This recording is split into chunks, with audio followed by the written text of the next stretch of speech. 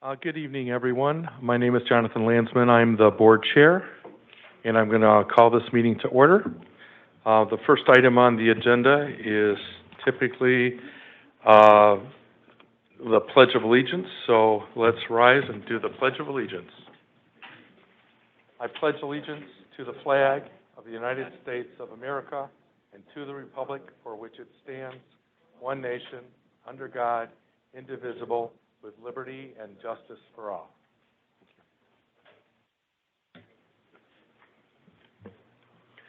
Next item on the agenda is for us to do a roll call.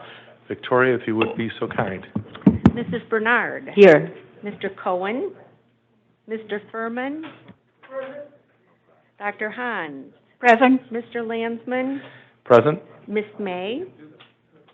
Present. Miss Mamie Dyer. Here. Miss Newman. Miss Root. Dr. Taub. Here. Mr. Terraz. Here. Okay. Next item on the agenda is, do you have to make a motion? Okay, we have a motion that's going to be made by Ms. Rena. I'm sorry. That's okay, Ms. Rena. Thank you. I would like to make a motion to ratify the actions taken by the Business Ops Committee on March 7th, which was when we did not have a quorum regarding the Business Ops portion of the committee as a whole. Is there a second for that motion? Second. It's Adam. Okay, thank you, Adam. Is there discussion on, what was the motion, on the actions that we took? On ratifying the actions taken by the committee. Is there any discussion on the actions that we took? Hearing none, I guess we'll do a roll call vote. Yes. Dr. Taub. Yes. Miss Root. Yes. Miss Newman. Sorry, Mr. Landsman. Yes. Miss May. Yes. Miss Mamie Dyer. Yes. Dr. Hans. Yes. Mr. Furman. Yes. Mrs. Bernard. Yes. Okay, that motion carries. Next item on the agenda is there was an outstanding, motion to table an item from last week. And I'm going to withdraw, I made that motion, I'm going to withdraw that motion because we've just ratified our actions that we took last week. So there's no need for that motion. Next item on the agenda is looking for a motion to approve the board agenda for tonight. I'll make that motion. Thank you, I'll Rena. second. Thank you, John Towers. So we have a motion to approve, a second. Is there any discussion? Hearing none, I guess we do another roll call vote. Okay. Mrs. Bernard. Yes. Mr. Furman. Yes. Dr. Hans. Yes. Mr. Landsman. Yes. Miss May. Miss Mamie Dyer. Yes. Miss Root. Dr. Taub.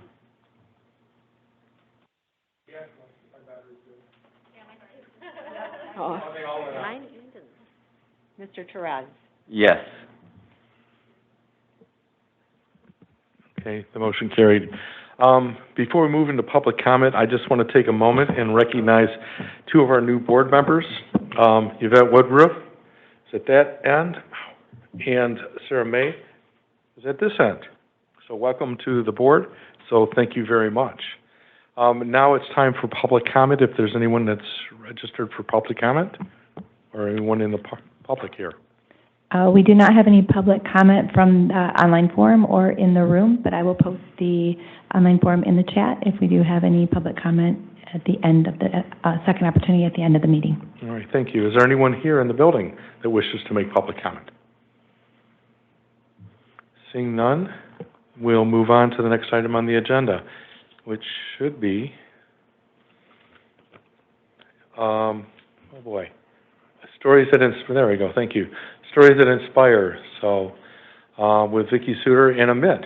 So I haven't. Is he remote tonight? He did need to join us virtually, Okay. so I'm going to do a brief introduction, and then he will present his story that inspires. So this evening, thanks for the opportunity to be a part of this. My name is Vicki Suter. I'm the Director of Rights and Advocacy here at OCHN. Today, Amit will share about his success and some of the struggles that he's encountered to reach some of those successes. But before he starts his presentation, I want to share some descriptive words that I have about Amit. I've known Amit for probably 7, 8 years. And the words that I would use to describe him are kind, caring, smart. He's funny, even though he doesn't laugh at my jokes enough. Neither do you guys. He's supportive. He's a leader. He provides great input. He connects with people. He's just a genuinely really nice person to be around, and he's so gentle when he supports people and encourages them to be their best self.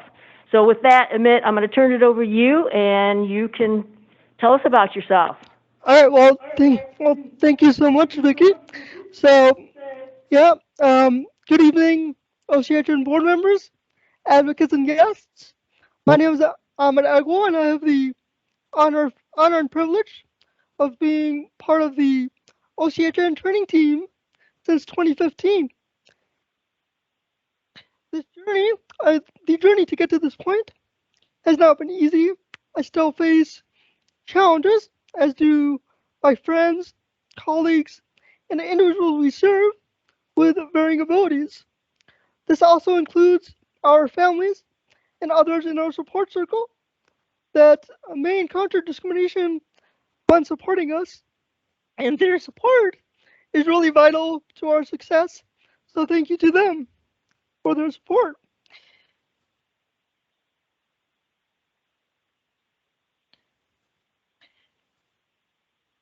I would like to talk about some of these things that Vicki mentioned, some of the challenges that I continue to work on improving in my personal and my professional life.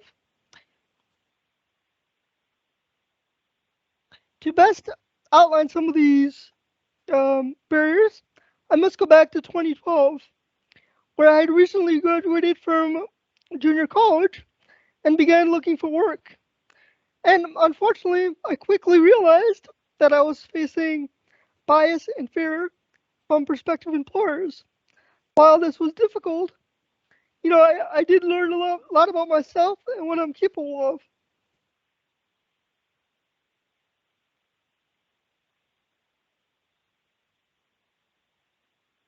As I proceeded with my job search, thanks to OCHN's former CEO and former director of CLS Oakland, Annette Downey, and skill building hours I received from my service provider, I was introduced to a micro business developer who really helped me figure out what I wanted to do with the education that I have and my life experience, and that is to give back to others because they've given me so much in my life.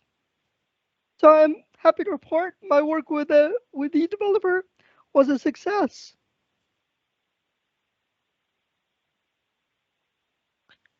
A short time after I started working with this individual, I heard about the training position here at OCHN, and with encouragement and assistance from Vicki and others in my support circle, I was able to accept the position. Even though I continue to encounter challenges, I'm doing my best to deal with them. Some of these challenges are finding direct care staff and adequate, affordable transportation, which are two important pieces for me to have in my personal and especially in my professional life, because in a post-pandemic world, me and my colleagues, we deliver trainings to people we serve in person.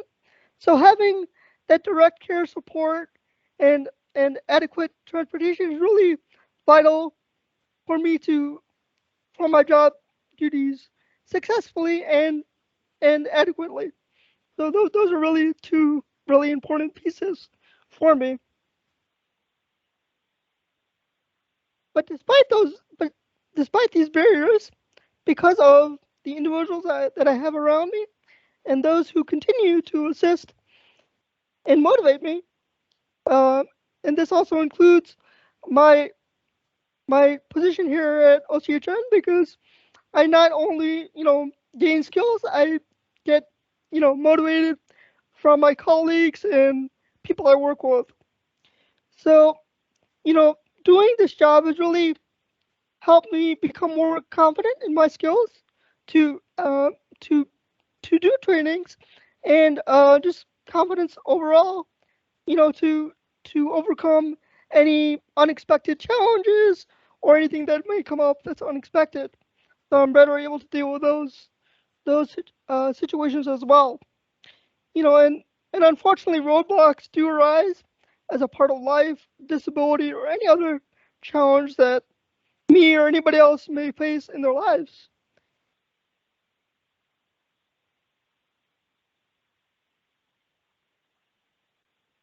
And again, I can't stress this enough, that my position with this outstanding agency has really, again, really helped me be more confident in myself, and in my ability to perform my job effectively. But beyond the mental improvements, as a part of my disability, reading and writing effectively can be difficult.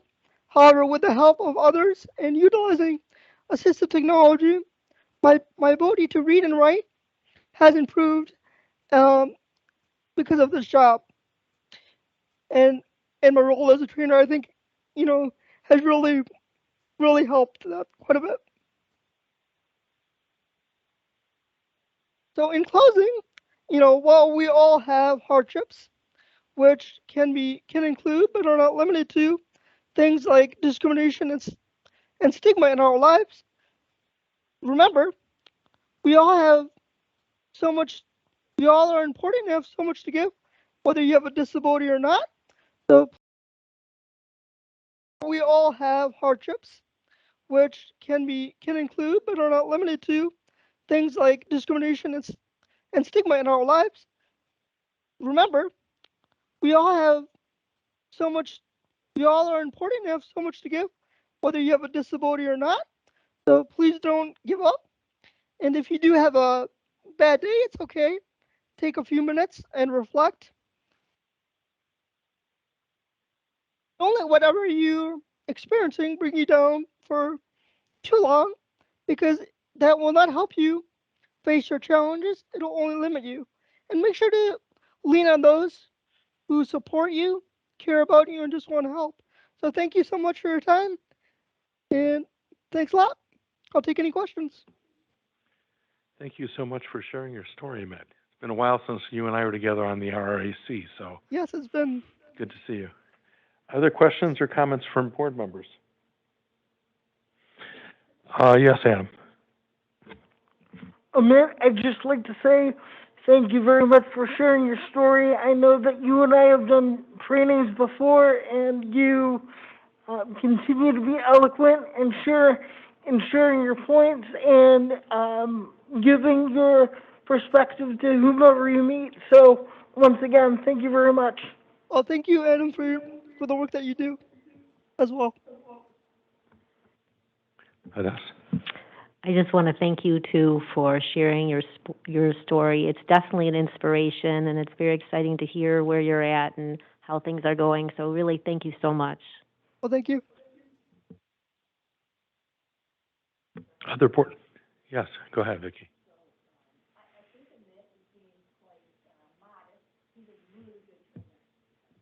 I think Amit is being modest. He is a very good trainer. He really connects with people. He's got a great delivery. As you can see in his presentation here, he's very thoughtful. I thought at the end he gave us great advice about, for all of us, how to live our life. I think in his presentation as well, he really hit on a number of things that our agency tries to address and this board talks about on an ongoing basis.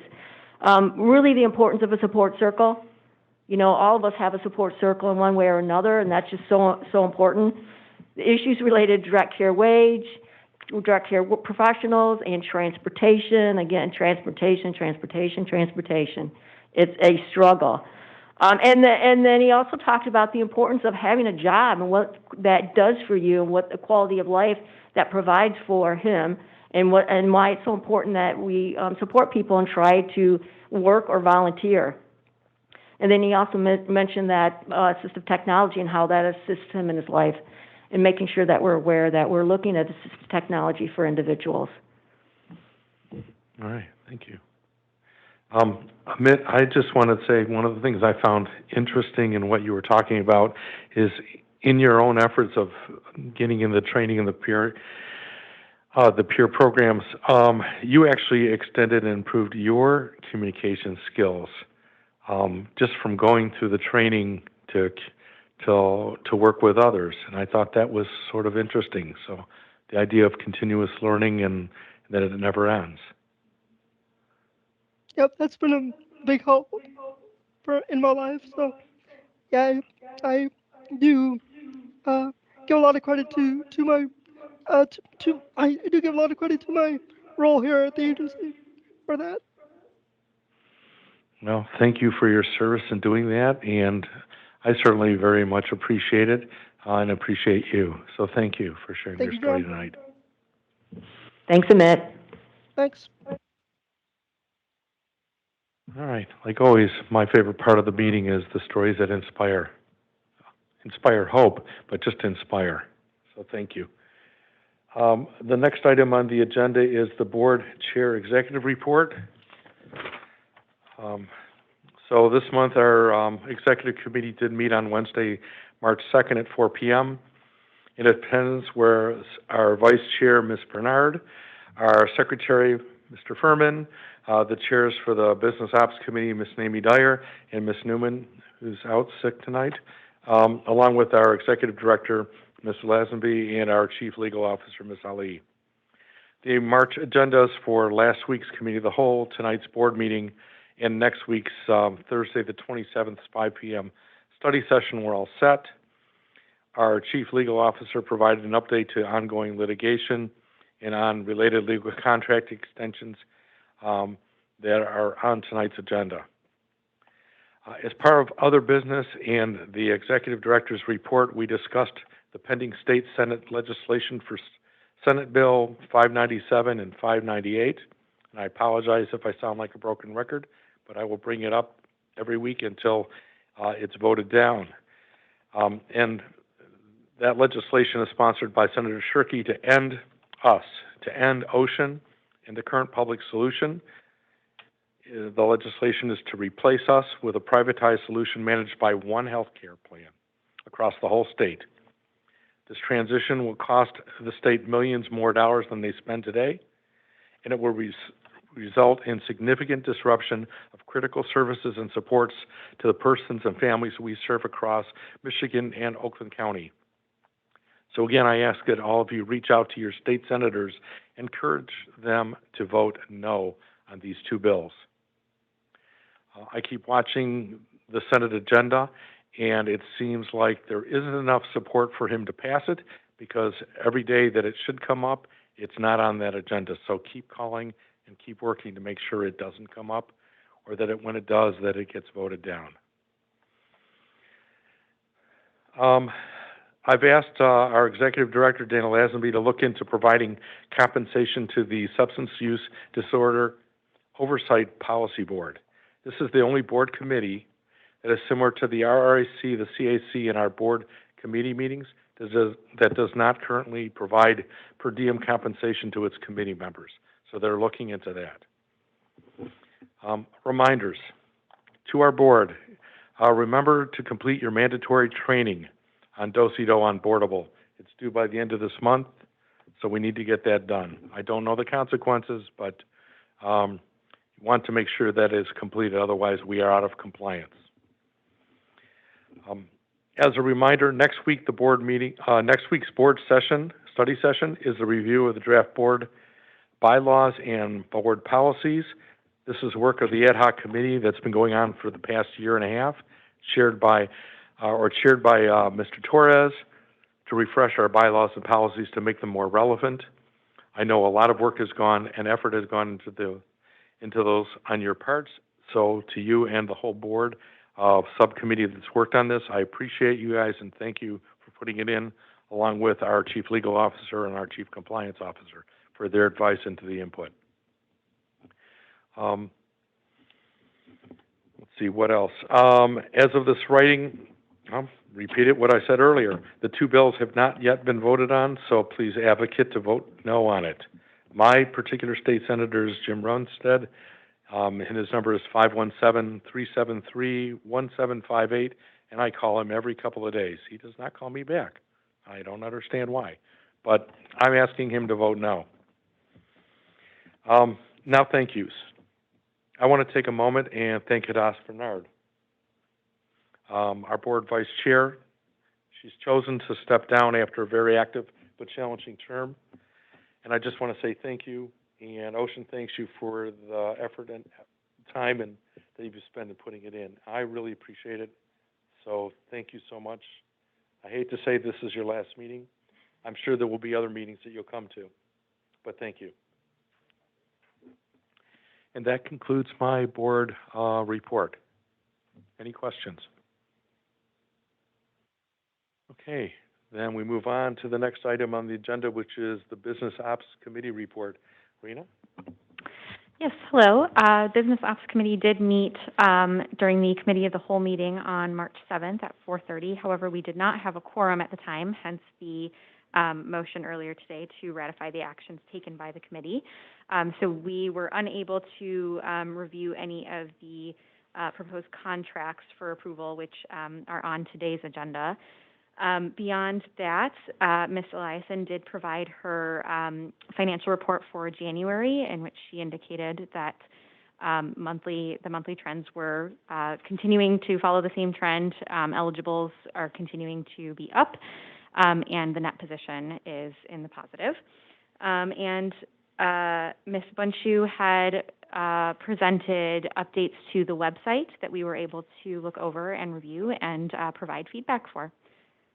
And that is actually it for my report. Thank you so much. Are there any questions for Rena on her report? Hearing none, next item on the agenda would be the Policy Management Committee Chair report, and I don't know if there was a report shared. There wasn't? Okay.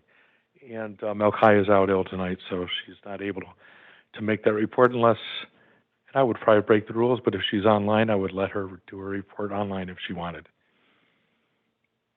But I don't see that she's on, so we'll move on to board approval items.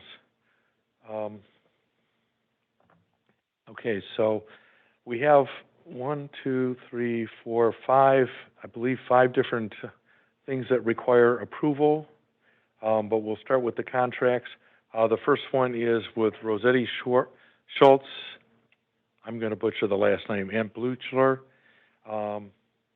And so we did have some discussion at the Committee of the Whole, but as you heard, we did not reach a resolution. We didn't have a quorum at the time. So our Chief Legal Officer is here to present on this topic, Ann, for the full board. So if you would, Ms. Ali. Thank you. Kalana Ali, Chief Legal Officer for OCHN. Today before you, I have a contract requesting approval for an amount of $15,000 to extend the contract for Rosati Schultz, Joe Bitch, and M. Buchler. They currently provide an array of legal services to help augment our department. Right now, we're just seeking an approval through the fiscal year to allow for us to transition as we prepare for RFP for legal services formally. So the total amount of the not to exceed will be the $37,500, and we're asking for services to continue through fiscal year 23, up through 23. Okay, is there a motion for either the approval of $15,000 or not to exceed $37,500 for our current fiscal year? So moved. All right, Steve, thank you. Is there a second? A second. Thank you, John Paul. Is there any discussion on this? I had a question. Sure. For this contract, and I think several of the other ones then, so this goes up through the fiscal year for the remainder of this year, correct? So starting in the next fiscal year, we'll go out to bid for it, is that correct?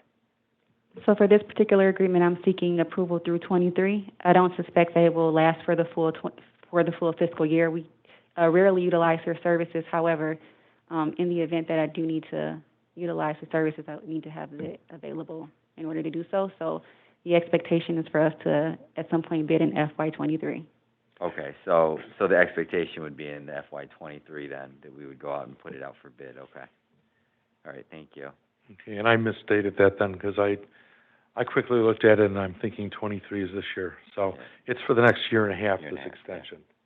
Was that all right with your motion? Okay. Any other discussion on this motion? All right, Victoria, I think we need a roll call vote. All right. Mrs. Bernard? Approve. Mr. Furman? Yes. Dr. Hans? Yes. Mr. Landsman? Yes. Miss May? Yes. Miss Mamie Dyer? Yes. Miss Root? Yes. Dr. Taub? Yes. Mr. Therese? Yes. Okay, the motion carries. Thank you. The next item on the agenda should be the Plunkett-Cooney contract. Is this a contract or a contract extension? It's an extension of the existing agreement, but this is a new matter that was originated. Okay. And I'll let you go on with the presentation on it for the board. Okay, thank you. So this board action request is for an extension through the duration of 2022 fiscal year 9/30/2022 for legal services to represent OCHN in an active litigation matter. It is, I expect, and plan for the litigation to end by the end of the fiscal year, which is why we're only seeking through the end of the term as opposed to 2023. The amount that we're seeking approval for is $140,000, with a in total not to exceed of $252,540.50. Okay, is there a motion for this contract extension? So moved. Adam? Thank you, Adam. Is there a second? I'll second. Thank John you. Paul. Thank you, John Paul. So this is for a motion to extend the contract by another $140,000 or to a total of not to exceed of $2,552,500 and change. Is there any discussion?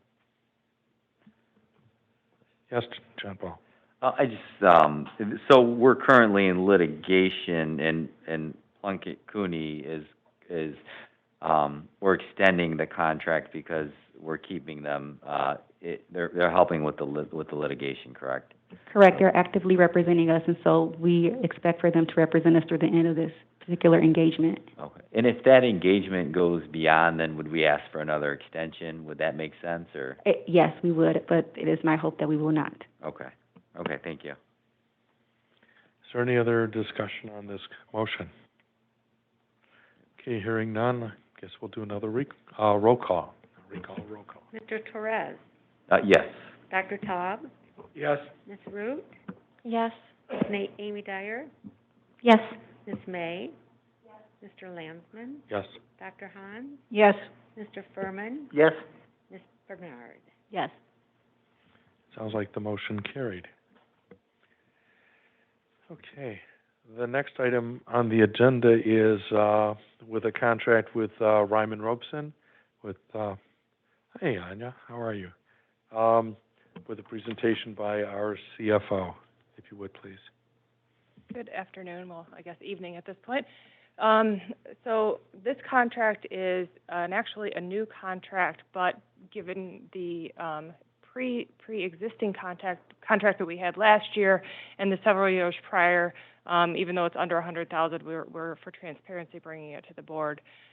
So Riemann is an organization that we have used for the past several years to help with state reporting. And since the initial start of that contract, our state reporting has changed pretty significantly. We've gone from state reporting once a year to state reporting 3 times a year now, and significantly more involved related to how the reports have to be done, populated, broken out, et cetera. So I know there was a question about the extension of this contract, and we've determined since that time period it's really more efficient for us to contract with this organization to facilitate the state reports due to them really being the subject matter expert on them at this point. They do them for several other PIHPs and CMHs.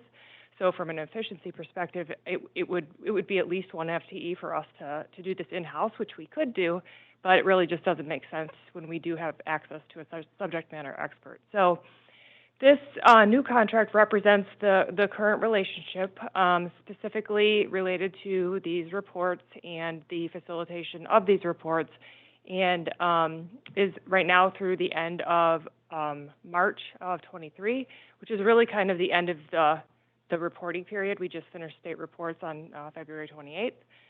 So I'm asking for the board's approval for this contract for the next 14 months. For the amount of $75,000. All right. Questions? Is there a motion to approve this contract? I'll move to approve the contract. Thank you, John Paul. Is there a second? I'll second it. It's Rena. Thank you, Rena. Now, is there a discussion? Questions for Anya? Anything? Yes, John Paul. So so we're paying really for their expertise and their subject matter, because you said they work with a number of PIHPs, correct? Yep. Okay, so they're really, So in contracting with them, we really get kind of a team of access to a team of individuals, as well as the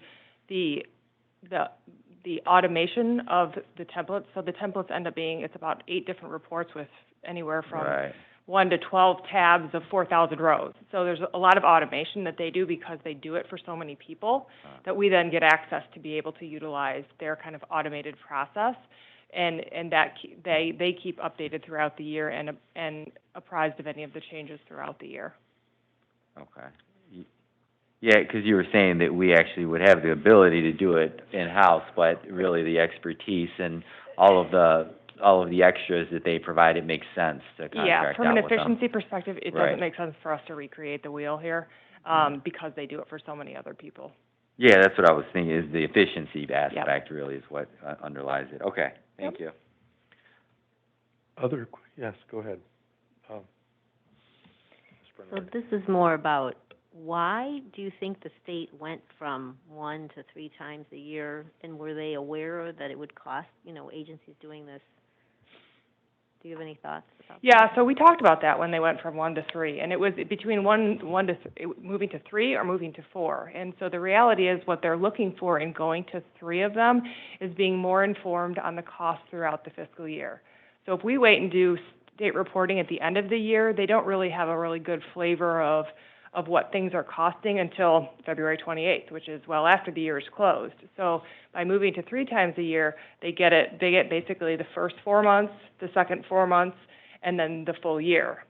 Now, I would argue that the previous year's estimates were similar, and then if they were just asked what changes happened between those 2 time periods, but unfortunately the actuary in doing their rates wants it done 3 times a year. And we did talk about the additional cost, and it's part of our administrative rate, I guess. So when you guys discussed the administrative rate, did they talk about increasing the administrative rate in order to accomplish this? No, it's one of those unfunded mandate things that they sometimes have us do just because for them to do their jobs more efficiently, I guess, they believe it's worth the investment. And then this happened in 2020 or 2021? I guess 2020 is when they made the change, or it's moving forward to 2021? No, so they made the change a couple of years ago and then have been have been, so they tend to be a bit delayed on the report format changes. So the first year, I think we ended up doing 2 total, and then I think last year we did do the 3, and then this year we're doing the 3. But that also has changed from going from Medicaid utilization cost reports to now what's called an EQI report that has 4,000 rows that breaks things out in a significantly more different and more granular level. Again, it's just to have more data, so they have more slices of how to look at things than what they previously had. So there's been a lot of changes and a lot of ongoing evolution to the whole process. Okay, I just have one final question. 4,000 rows seems a little excessive. Yep, If that's you don't mind me between, saying. So on each. So our EQI, which is our, the acronym, I can't remember right off the top of my head, but it's basically every code we can provide, every modifier that can go with it, and every fund source that it could apply to. So yes, it's 4,000 rows. And so we have to report the cost for every single row, modifier, and fund source combo. And so it ends up being that many rows because that's as many variables as you can have for the services being provided. Okay, great. Thank you for that great explanation.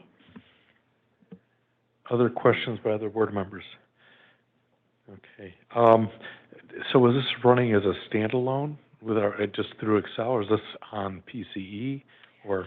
So it's a combination of several different things. So the automation template that they do basically takes every report and you put the information in, and it has fields that it pulls it into the correct reporting format, so that once we do all the work, we put it in a specific format and we can pull it into the reports. So it's not just, some of it's out of PCE as it relates to hospital claims or claims paid throughout the year for, let's say, residential. Some of it's through our GL is tied to all of this, so we take our GL totals and those play into all of this. So it's a combination of about probably 30 different sources that all come together to go in this one file that then pulls it into their reporting format. And this is still just one of the dozen other reporting things that we do with them. Yep. That are all unfunded, that they've added every year since I've been on the board. Yep. Okay. All right. Other questions, conversation, discussion? Hearing none, let's do a roll call vote. This is for the approval of this new contract for $75K through mid-year fiscal year 2023. If I have the motion correct. Yes.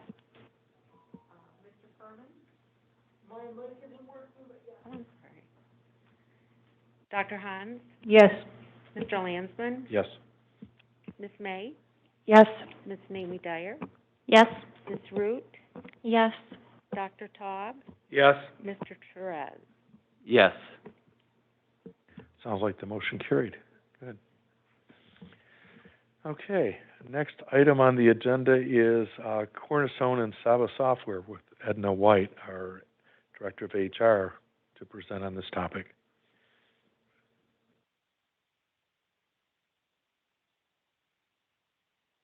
And good evening.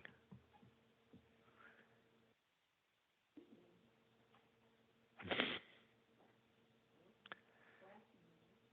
try one more time. There it goes. Ooh, steady there. All right. Thank you for letting me present to the board today. I am presenting information to you in regards to our performance management system. We currently use a service called Cornerstone Performance. This particular solution has gone through the ownership of a few different parent companies. Originally, it was with the organization called Halogen. It was since bought out by a software service called Saba, and Saba was recently purchased by Cornerstone. The software provides an online solution for developing employee performance appraisals, tracking individual goal performance and development plans, and documenting performance feedback from managers and staff. We've used various versions of this product going back as far as fiscal year 2014, but it has, again, transitions across 3 different companies. This product cost is based on the number of FTEs supported by the solution. So the price has varied over the years. When we first started using the product, we had a head count of 91 staff, and now we have 201 staff licensed under this current agreement.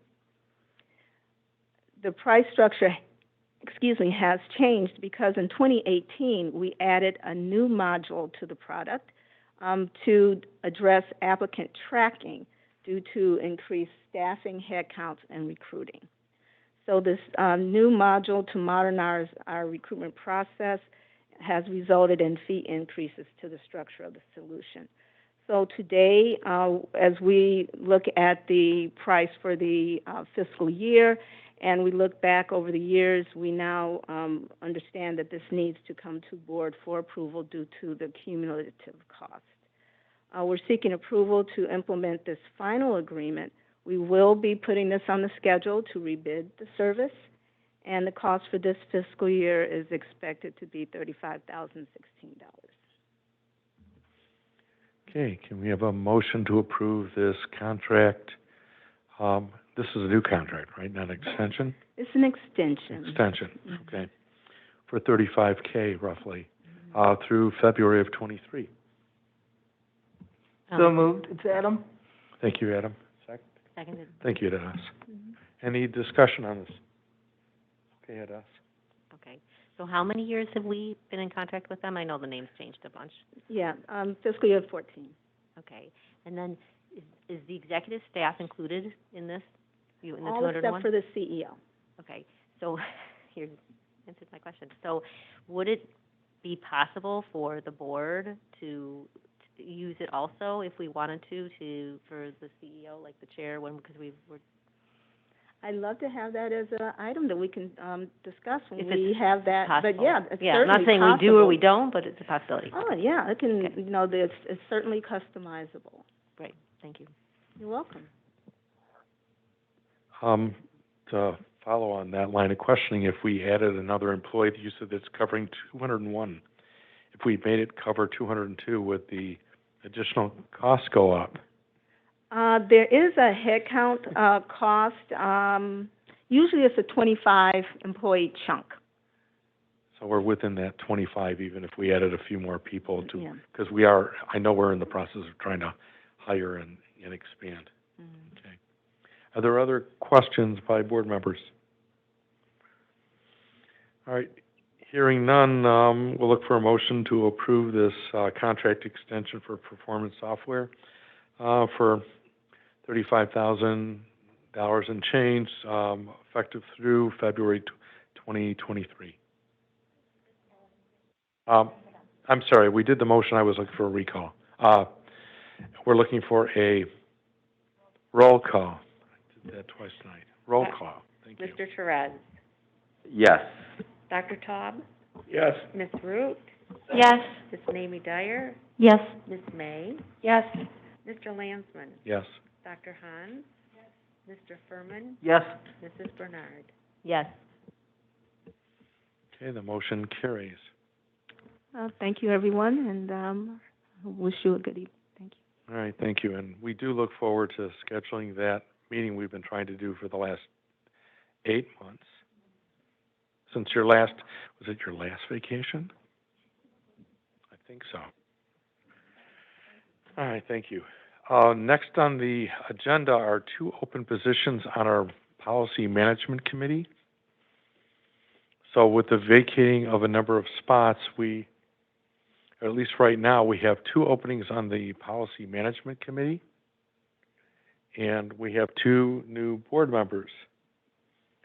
So if there's, and since we have the 2 positions, if there's anyone on the Business Ops Committee that would like to move over to Policy Committee right now who's not, then that would change where the open slots are.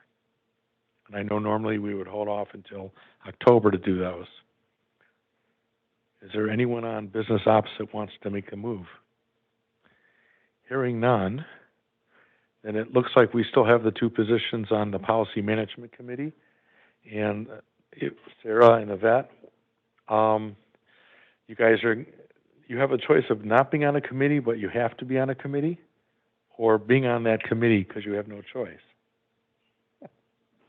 I would actually love to be on that committee. Okay. Well, welcome to that committee.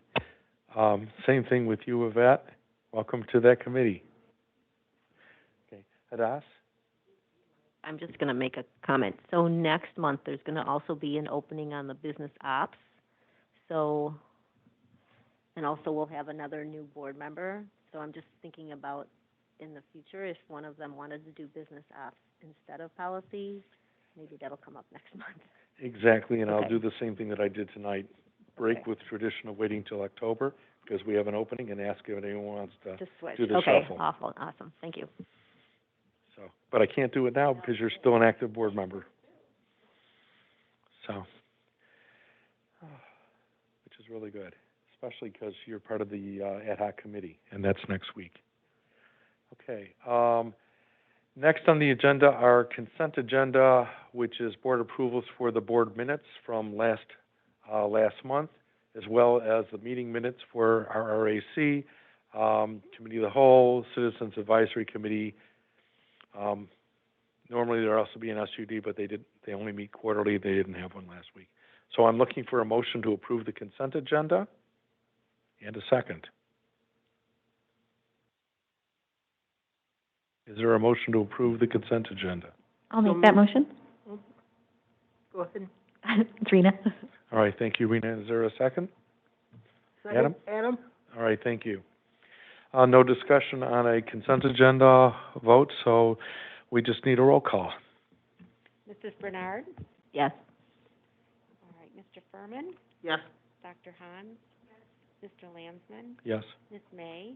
Yes. Ms. Mamie Dyer? Yes. Ms. Root? Yes. Dr. Taub? Yes. Mr. Torres? Yes. Okay, that motion carries for a consent agenda. Okay, next item on the agenda is the other business. So I didn't know if there was other business topics. I know I had a reminder to our board earlier tonight about doing their education on do-si-do and boardable. I didn't know if there was anything further that our chief compliance officer wanted to bring up with regard to that training. Bernard, anything to say on that? Consequences of people not getting it done by month end?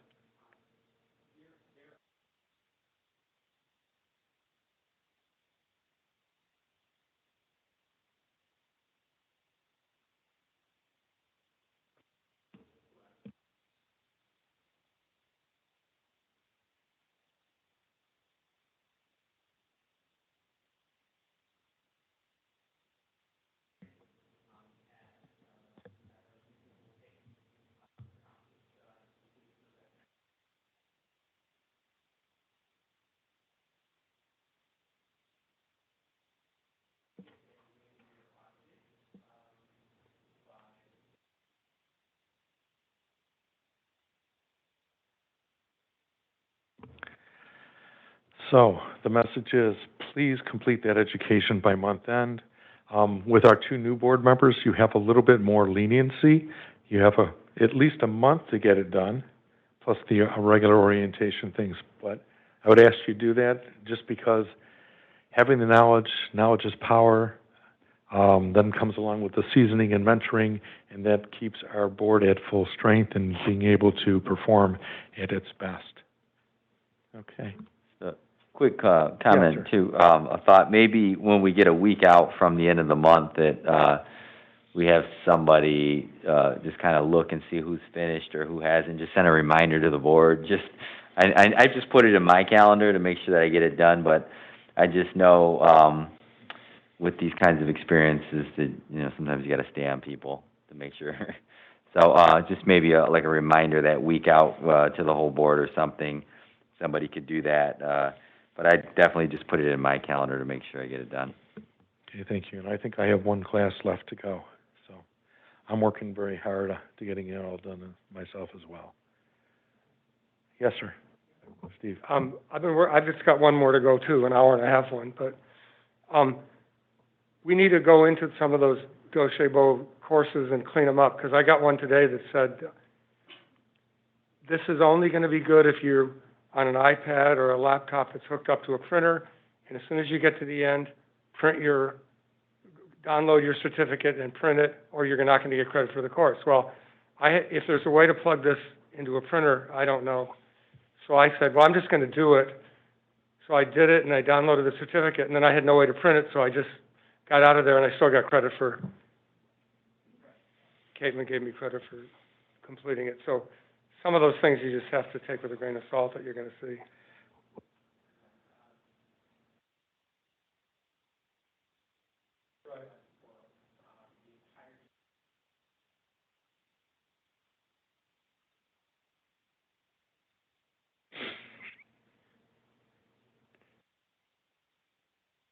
I knew we'd find a way to get you on camera and on microphone tonight.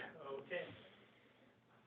So, for individuals who are receiving their trainings, who will be direct care workers or in the field in any way, they would actually be able to print their own certificates. Oftentimes, those individuals are somewhat transient in their employment, but they will have with them their certificates and be able to demonstrate that they've completed their training. For you and for those of us who work here, Docebo keeps track of our completion of our training, and so we have a complete database which demonstrates when everyone has completed their training and when each person needs to redo or renew their next training cycle. So. Other questions or comments? I noticed in going through, go ahead, Steve. Change the subject a little bit, but from John Paul's report, I also like to thank them for all their work that they're doing. Something about Robert's Rules of Order, that we should all be on the same page, and sometimes we're not. On our present bylaws, and I assume it continues on the new ones, on the very first page, number 1, I'm just going to read you a short paragraph. It says, Rules of Order. Robert's Rules of Order, newly revised edition, shall be the parliamentary authority of the OCHN and shall govern proceedings of the authority board. Now, this is the important sentence. Rules adopted by the board shall supersede any rules in the parliamentary authority with which they conflict. So, Robert's Rules, if we come up with a parliamentary procedure like we did at the Committee of the Whole, the thing that trumps everything is what our rules say. If our rules are ambiguous or silent, then we go to Robert's Rules, because we set up Robert's Rules. There's other parliamentary procedure books that you could use, about 20 of them. We've agreed to use Robert's Rules, and if our board rules or bylaws say something, then that's what we follow. We don't even bring up Robert's Rules unless we're silent on it or it's ambiguous. So in other words, it's just sort of something everybody says, oh, well, we'll have to check Robert's Rules. Well, we don't have to always check Robert's Rules if our bylaws already provides for that. But it did last week. We actually had a quorum because our bylaws say that Jonathan is ex officio member of the committee, but if there's not a quorum, he can be used as a regular member of the committee to be a quorum and vote. So then we had 3 members out of 5. We could have actually completed the business ops, but we were going by Robert's Rules, not to our own bylaws. So that's all. Right. Okay. Thank you. So the thing that I wanted, and you are correct about that, but we also had to stay within the approved agenda.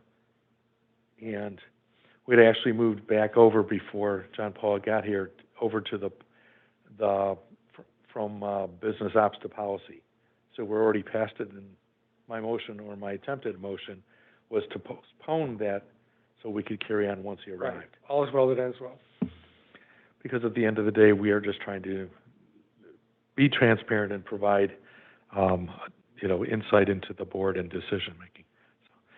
The thing that I found interesting in our education is it had a whole course on board responsibilities, board member responsibilities and roles, and that's in conflict to both our current and even draft rules for our board's bylaws. For example, one item said that the board chair establishes the agenda. Now, our board rule, that was in the education, our board rules say that, I'm trying to remember, I think it's that we established that at our committee of the wholes, or no, at our board study sessions. It's somewhere in our board rules. That's where we established. So there's some things in our education that they're having us learn that are in conflict to either pending or current rules. Does make it interesting. But be that as it may, complete everything by month end. Yes, sir. Another mistake that's in the course, it refers to the state organization as Maccabee, and it changed its name about 4 years ago to CSN. MCHA, So yeah. that's what I was saying. You can work To the extent that there are any mistakes or any changes that you see in the information that is currently in Doshevo is new. We are currently working through correcting all of that information, and we are in real time changing the trainings as you are likely to see. So there is a team that is working on that day to day to correct things like that. So if you do find those things, feel free to send an email to me. I will have them corrected immediately. Okay. Last question on the topic from me, at least. We're going to complete our training for this year by month end, so end of second quarter fiscal year, first quarter calendar. When will we have to do it again for all these things? Some things are required every year. Some things are required in 2 years. You will be given a list of those things as we move forward.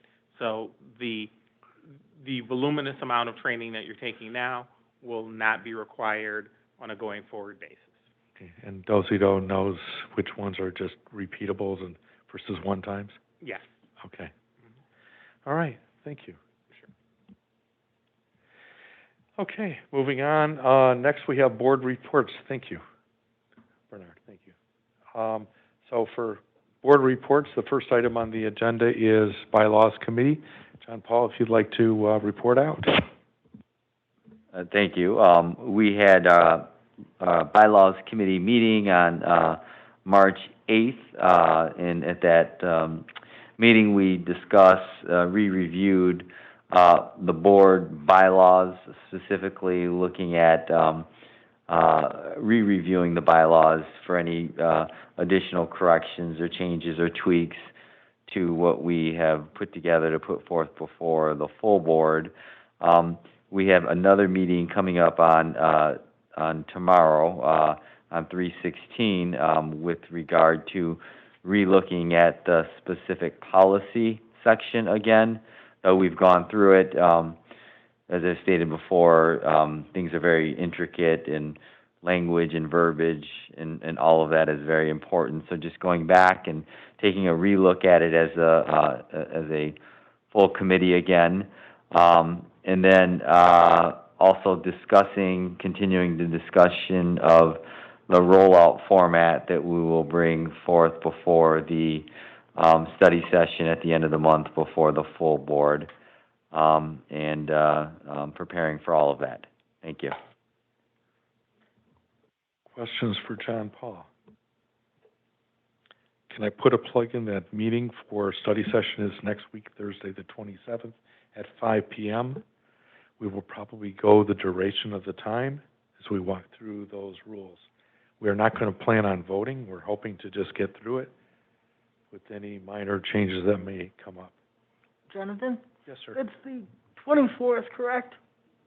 24th? 24th, not the 27th. Thank you. Yeah, that would be correct. So I've been misreporting the date. Yep, 24th.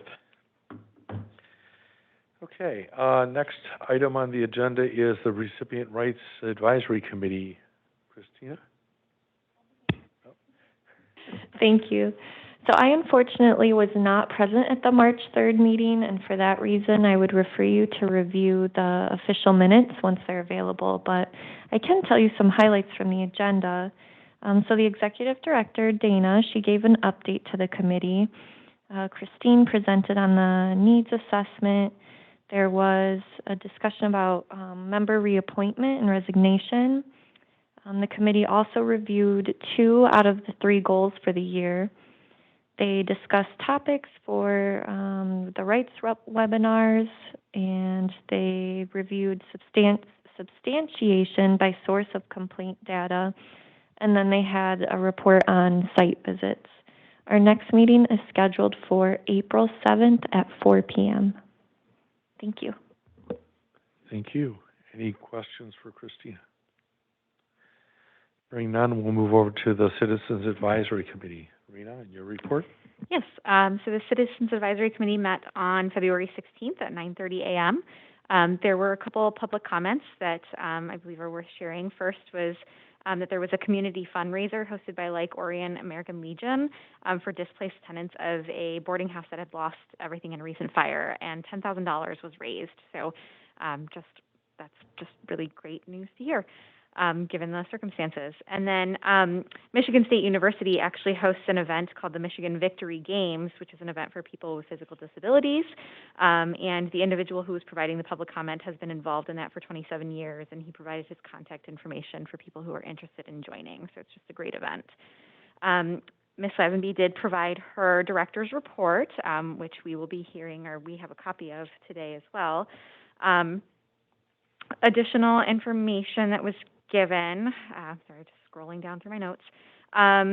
We were given provider credentialing updates by Charlotte Rowe, the provider network analyst at OCHN. She definitely was soliciting feedback and indicating how important it is to hear feedback from members regarding the provider network as new providers are being credentialed. She also indicated that for the Easter Seals and Mork merger, they will be re-credentialed separately. I know a lot of people have a lot of questions regarding that merger. So basically, when they are credentialing, they look at the organizational providers and they look at making sure that they're providing quality services, so they do re-credential. She also reviewed 5 specialized residential providers that operate a licensed group home or provide a community living services in the community. So she reviewed those 5 who are potentially being added to the network. And then there was an update from Dana Fuller, who is the OCHN Hospital Liaison. She stated that effective as of January 31st, 2022, emergency mental health screenings and assessments for youth 17 years and younger are now being conducted by New Oakland Family Centers, and Common Ground is no longer the community contact for children's crisis mental health screenings or assessments. And that is it for my report. Thank you. Any questions for Rena on her report? One question. Does that mean if there is a crisis, instead of calling the Common Ground phone number, there's a different phone number? Yes, and she did provide that contact information. So it is a live operator that runs 24/7, and I'm not sure where that number is going to be posted. Looks like Ms. Flowers is going to give us an update on that. Okay. Okay, just a couple of clarifications. So we are ramping up with New Oakland for them to provide the services for children's crisis assessment, and they are seeing children who are in the emergency room. So those children that find themselves, are the parents that take their children to the emergency room. The emergency departments have the number and the information to contact New Oakland directly. I'm sorry, I don't have that number in front of me, but they do. And then for children that walk into Common Grounds, for parents that bring in children into Common Grounds, we didn't want to cut that off right away and have a gradual transition for New Oakland. And so for children that walk in to Common Ground and at the RCC, they are being seen there at Common Ground and treated and evaluated right now. So you kind of got a dual process going on right now until we get our build out. You know, we have that build out that's going on at the RCC, where there will be about 10 beds that are available for our children's crisis stabilization is what we're working toward. Does that make sense? Yes. Thank you for the clarification. You're quite Appreciate it. welcome. I just want to be sure you understand. Got it? You're welcome. All right, thank you, Ms. Flowers. Okay, next item on the agenda is our CEO update. Dana's not here this evening. She is at the State of the County address. So she's over at 1200 tonight, so she's not going to be able to make a report. I could read it, but I think I would be better served, or the community would be better served than to hear my voice, but take a few minutes and read through Dana's report for the month. All right. Next on the agenda would be the second chance for public comment. We do not have any additional public comment this evening. Okay. I'm hoping that folks are watching and listening to the county's State of the County address, and that's why we're not getting public comment tonight. So, but I do welcome you guys to please make comment, give us that feedback, either through our phone numbers or through any of our public meetings. It is what helps us beyond the survey to know how well we're doing, whether we're doing things well, what could be done better, and where we could improve, or that we're doing a great job. So, but we need that feedback. So thank you. At this point, now we have board member comment, and we'll just go around the room, and we'll start this way, Christina. I just want to say welcome to the new members, and Miss Bernard, we will miss you. It's a huge loss. I've been trying to make myself focus more on all the financial numbers because I don't think any of us can do that like you. So we'll definitely miss you. Thank you for everything. Welcome to the new members, and don't worry if it seems overwhelming. Within 2 or 3 years, you'll be catching up.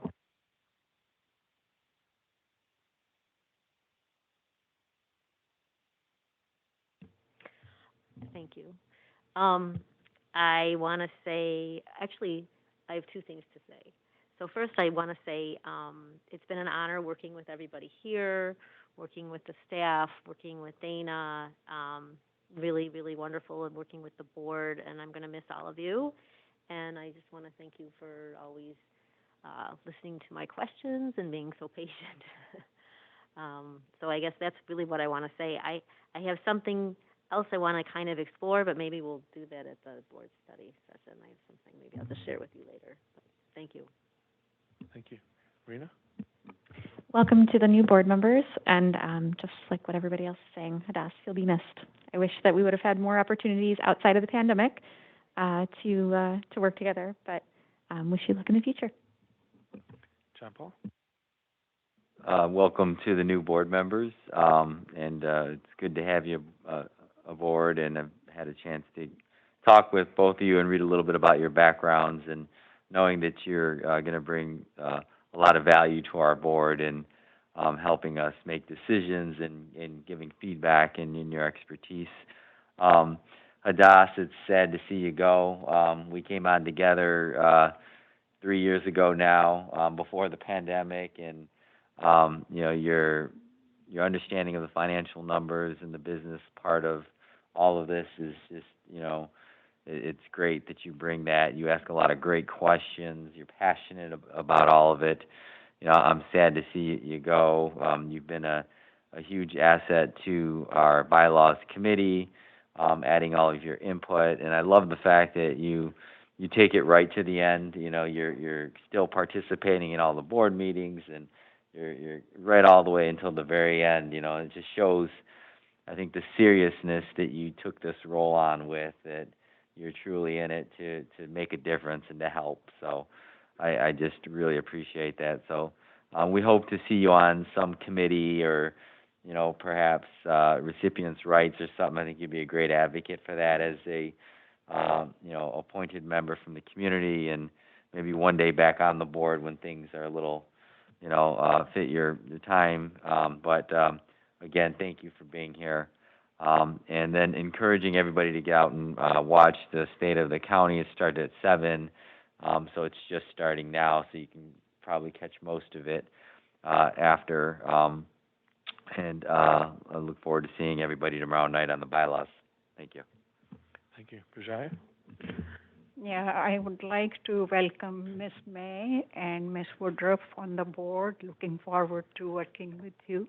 And a special thank to Hadass, even in one short term, She brought so much to the board, especially on the business op, and made it simpler for all of us to understand how the finances of this organization work. So I thank you. I hope that you will be joining us in some other committees, or at least visit us from time to time, because your input is very important to people that we serve. Thank you. Thank you, Bishop. Yvette? Thank you for welcoming me, and I'm looking forward to working with you, learning a little bit more about all the different committees and the tasks and responsibilities that go along with those committees, and hoping that my skill set will match those. So thank you. Thank you, Yvette. Adam? Welcome to Ms. Woodruff and Ms. May, and glad to have you as part of the board. And I just want to echo everybody else's sentiments tonight. Hadass, thank you very much for your service. You definitely made an impact during your one term, and I certainly hope to see you around in the community and continuing to serve the network. So thank you. Thank you, Adam. I just wanted to say thank you to the new board members for stepping up and joining our force to help move the dial, help make OCHN evolve. So welcome, Yvette. Welcome, Sarah. Hadass, thank you so much for the time. We're glad you're here still for another week. Wish you were here for another few years. I want to thank the boards, the staff for the work that you guys did in preparation for these contracts and other things that we discussed or covered tonight. So thank you. The work we do, the work that you do, the work that the folks in the field do is so important for helping those that look to us for services and supports, the families, et cetera. It's not easy out there. So thank you all. And with that, I would say that we are at a draw, or at the end of our agenda, so I'm going to adjourn us. Thank you. Good night.